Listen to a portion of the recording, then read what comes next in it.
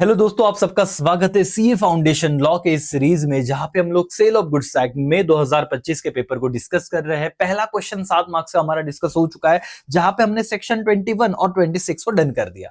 अब हम लोग आज क्वेश्चन 5A और 5A में जो दो सवाल आए थे, यूनिट 4 से ही दोनों सवाल आए हैं, सेक्शन 47 और section 64।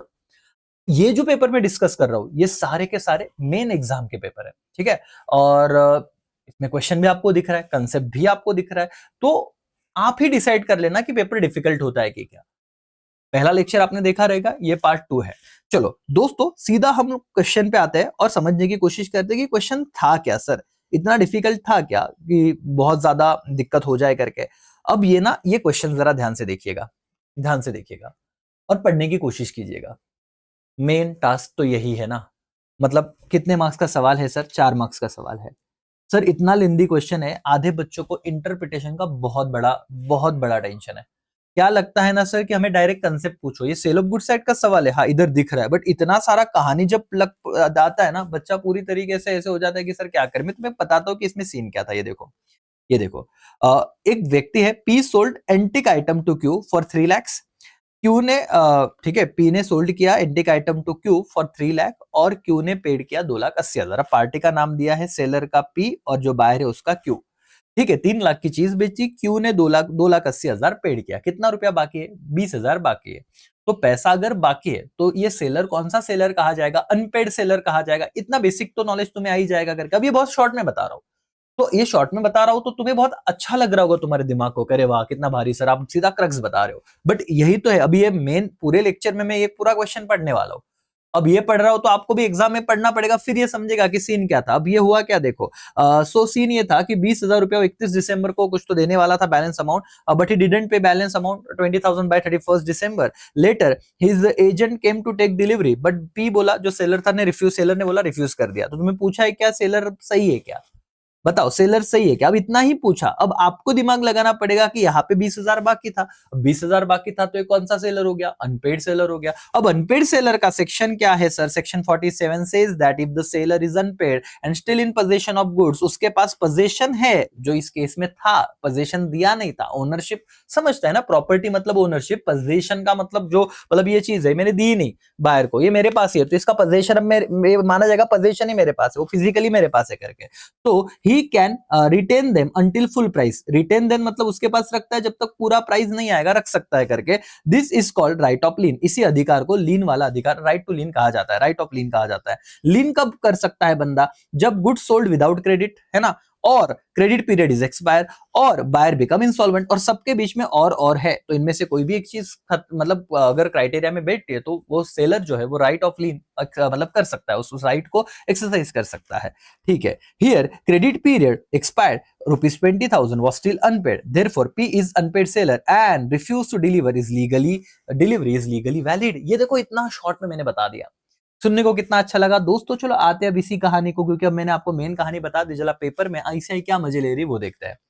P sold certain antique item to Q for 3 lakh on 13 December 2024. As per the terms of agreement, 75% of the amount was paid within a week and balance 25,000 was to be paid on 31st December 2024. As per the agreement, इधर scene क्या हुआ पता है sir? 75% बोल दिया कि वो amount paid करेगा विद इन अ वीक और बैलेंस 25% पेड करेगा 31 दिसंबर। अब तुम बोलोगे सर वो 2,80,000 और ये अमाउंट क्या है? बेटा कैलकुलेटर लेके जाने का है ना। नहीं लेके गए तो भी तुमको इतना समझ रहा है कि 25% अमाउंट क्या है, पेंडिंग है, वो कब मिलने वाला है? 31 दिसंबर को। ठीक है, यहां तक कहानी समझी। क्यू, अब क्यू कौन है सर? क्यू तो है हमारा buyer. Q appointed his agent R to take delivery of the goods after payment of first installment, तो उसने पहला वाला इंस्टॉलमेंट कर दिया रहेगा 75% का। Q transfer sum of rupees 2,80,000 in account of P. अब क्यू कौन है याद रखना? बायर। उसने पी के अकाउंट में 2,80,000 दे दिए थ्रू एनईएफटी ऑन 18 दिसंबर। क्या बात है सर, 18 दिसंबर को ही पैसा दे दिया, बहुत अच्छा इंसान है। Which was credited in P's account on the same date. R fail to take delivery on antique item due to medical emergency. देखो ये जो आर को अपॉइंट किया था ना, वो डिलीवरी लेने को, मतलब वो उस दिन उसको जमा नहीं, पेमेंट किया तो उसको उस दिन जाना था बट नहीं गया, उसको मेडिकल इमरजेंसी आ गई। लाइन क्यों डाला है पता नहीं। अभी पूरा पेमेंट हुआ ही नहीं था, बट वो कह रहे कि आरके इस पे घर पे कुछ तो इमरजेंसी या मेडिकल, तो डिलीवरी लेने नहीं गया, वो फेल टू टेक डिलीवरी, ठीक है, वो रह गया उससे डिलीवरी लेना। देखो इंस्टीट्यूट है ना, अभी तुमको बस शांति से समझना है, कहानी समझना है, क्योंकि फैक्ट ऑफ द केस में लिखना ही है। By mean time Q fail to make payment of the second installment, जो था 31 दिसंबर 2024 को, है ना। तो अभी तक डिलीवरी लिया नहीं, मतलब पोजीशन किसके पास है, सेलर के पास, और 31 दिसंबर आ गया, इसी बीच में उसने सेकंड पेमेंट इंस्टॉलमेंट दिया ही नहीं। ऑन 10th ऑफ मतलब जनवरी, अब दिसंबर हो गया, अब 2025 अगला साल आया, अगले ही दिन मतलब दिसंबर खत्म हुआ, नए साल में 10 तारीख को बंदा जाता है, क्यू का agent came to take delivery of goods but P refuse to delivery of the goods, exercise right of lien, तो यहाँ पे आ गया राइट ऑफ लीन, सेक्शन 47 याद रखना। According to provision of law sale of goods act 1930, क्या नाम है बेटा, provision of sale of goods act, provision of, section याद नहीं आया बेटा, प्रोविजन अनपेड सेलर के राइट्स पता है तो भी चल जाएगा। Give your opinion whether P was justified in exercise right of lien as only 20,000 was left. आईसीआई देखो कितना इमोशनल कर रहा है, बोले सिर्फ 20,000 बाकी, यार 20,000 इतना बड़ा पेमेंट कर दिया है, 3 लाख में से 2,80,000 दे दिए, और 20,000 के लिए क्या बताओ, क्या ये जस्टिफाई है कि 20,000 बचे और वो क्या करे, लीन कर ले, मतलब जब्त कर ले, डिलीवरी ना दे। भाई हमने इमोशनल नहीं होना है, हमें प्रोविजन लिखना है सबसे पहले, है ना, provision of the case, section आया तो ठीक, नहीं तो क्या लिखना है बेटा पता ही है तुम्हें, as per the provision of sale of goods act, what, yeah, according to provision of sale of goods act 1930, unpaid seller has right of lien on the goods for the price while he is in possession until the payment or tender of the price of such a goods, जब तक वो price नहीं मिल जाता तब तक उस पे लीन का अधिकार होता है। अब तुम ये लैंग्वेज लिखो या मैंने बताया वो लिखो, कोई दिक्कत नहीं है।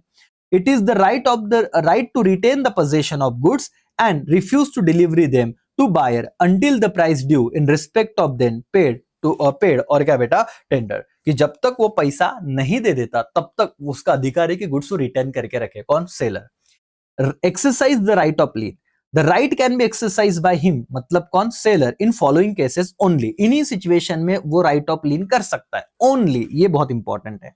पहला situation, where goods have been sold without any stipulation of credit on cash sale, कि हमने तो कैश सेल की बात की थी, कोई क्रेडिट पीरियड नहीं था और तुमने पैसा ही नहीं दिया, तो हम क्या कर लेंगे, जमा कर लेंगे।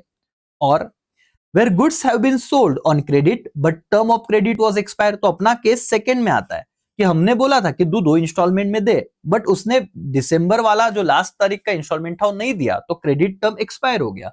यस, हमारा केस तो यहाँ पे आता है। और where the buyer become insolvent, तो इंसॉल्वेंट नहीं हुआ, ये सीन नहीं था, बट दूसरा सीन तो था ना, हमने क्रेडिट पीरियड पे दिया और एक्सपायर हो गया। अब तुम्हें ये लिखना है अच्छे तरीके से कि लीन में ये चीजें, अब ये तो इतना पढ़ा है, ये तो पता ही रहेगा, नहीं तो भाई ये तो तुम्हें याद करना है, मॉड्यूल में कितनी बार पढ़ोगे चैप्टर, कितनी बार वो पॉइंट पे आए रहेंगे। उन्होंने केस स्टडी बदला, तुम्हारे एग्जाम में कुछ और ही रहेगा, बट लीन वाले में ये लिखना, ये तो तुम्हें पता है, ये तो सेम ही है दोस्तों।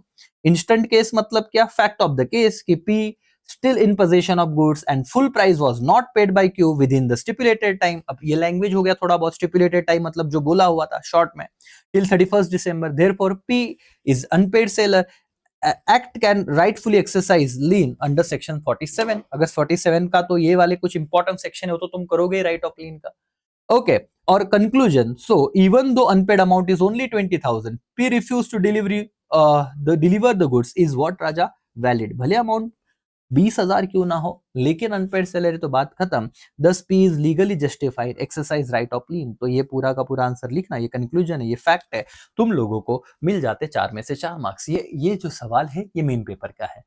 अब तुम डिसाइड करो पेपर इजी होते हैं डिफिकल्ट होते हैं, मुझे कुछ नहीं बोलना सर, बस language sir as it is रटता नहीं आता, तो अभी किससे होगा रट्टा, पहला लेक्चर देखा है ना, बस चलते रहो।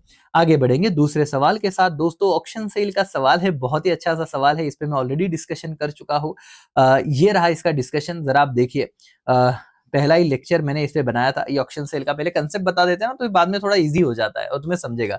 सेक्शन 64 क्या कहता है कि सेल कंप्लीट होगा सिर्फ अनाउंसमेंट के बाद, हैमर गिरना इसका मतलब उतना कंडीशन है था, अब तुम पढ़ोगे क्वेश्चन में बहुत अच्छी तरीके से दिया होता है। This case hammer fell, no announcement is made, auction stop midway, तो लीगल रिजल्ट क्या है कि सेल कंप्लीट ही नहीं हुआ, तो जो बंदा है एल वो लॉजिकली बोल नहीं सकता कि ये सेल हो चुका है और मुझे चीज दे दो। अब मैं तुम्हें बताता हूँ क्वेश्चन क्या था, और ये लास्ट क्वेश्चन है ना इस पर्टिकुलर लेक्चर का। तो देखते हैं सर कि क्या है, किस तरीके से केस स्टडी पूछे, बच्चे बहुत डरते हैं सर केस स्टडी आ गया है ना, केस स्टडी को कैसे डील करें, जबकि सबसे इजी केस स्टडी ही होता है। बस तुम्हें तुम्हारा इंटरप्रिटेशन थोड़ा स्ट्रांग चाहिए। 3 मार्क्स का सवाल था ये। तुम रीड करोगे? यस सर, आराम से पढ़ते हैं। An auction take place in Delhi for antique item. It is notified to bidder that the sale will be complete only when the hammer of auctioneer hit the table and यहाँ पे important है and he announce you are the highest bidder. भाई cell कब complete माना जाएगा? ये तुमको question में ही बोला है और यहाँ पे क्वेश्चन से आंसर ढूंढना सीखो। Sale will be completed only जब हैमर तुम हिट करोगे कि भाई डन, एंड क्या बोलोगे? And announce you are the highest bidder, ये जब बोलोगे तो सेल को कंप्लीट मानेंगे। ड्यूरिंग द ऑक्शन एल नाम का जो व्यक्ति था bid for antique sculpture worth ₹8 lakh, the hammer fall hit किया but announcement can not be made as the auction suddenly stop before auctioneer can utter any word. Utter any word, कुछ शब्द बोले अपने जुबान से निकाले उससे पहले ही क्या हो गया? ऑक्शन एंड हो गया। हैमर तो फॉल हुआ बट वो बोला ही नहीं कुछ कि हाईएस्ट बीड वगैरह, कुछ वर्ड नहीं निकाला। It is notified to everyone that there has been unexpected rise in the market price for that particular sculpture. और यहाँ पे बच्चा थोड़ा ना सोचने को मजबूर होगा। वो बोल रहा है, ये नोटिफाई किया जा रहा है कि वो जो ना जो हम लोग बेच रहे हैं एंटिक पीस, उसमें अनएक्सपेक्टेड उसका प्राइस बढ़ गया है तो हम फिलहाल ये रोक रहे हैं। And therefore it will not be sold to on that particular day, तो उस दिन हम नहीं बेचेंगे, बाद में ऑक्शन रखेंगे। और इस बीच एल क्या बोलता है? Contended that auctioneer is bound to sell the sculpture to him at the price he bid because once he bid the highest price in the auction and the hammer जैसे तुमने fail किया, hammer को hit किया, the auction sale was completed and therefore the auctioneer is under contractual obligation to sell the sculpture। अब तुम्हें इसके बारे में देखो, इंस्टीट्यूट ना बहुत घुमा रही है, 3 मार्क्स का सवाल है बट तुम्हें पूरी तरीके से मस्त उलझन में डाल रही है। एल कह रहा है भाई ठीक है, मैंने सब लोग बैठे उसमें से हाईएस्ट बीड लगाया, तुमने हैमर फॉल किया, तुमने नहीं बोला बट मेरा तो हाईएस्ट बीड था ना, तो मुझे वो बेच दो। तुम ऑब्लिगेशन हो, कॉन्ट्रैक्चुअल ऑब्लिगेशन में हो कि तुम्हें बेचना पड़ेगा।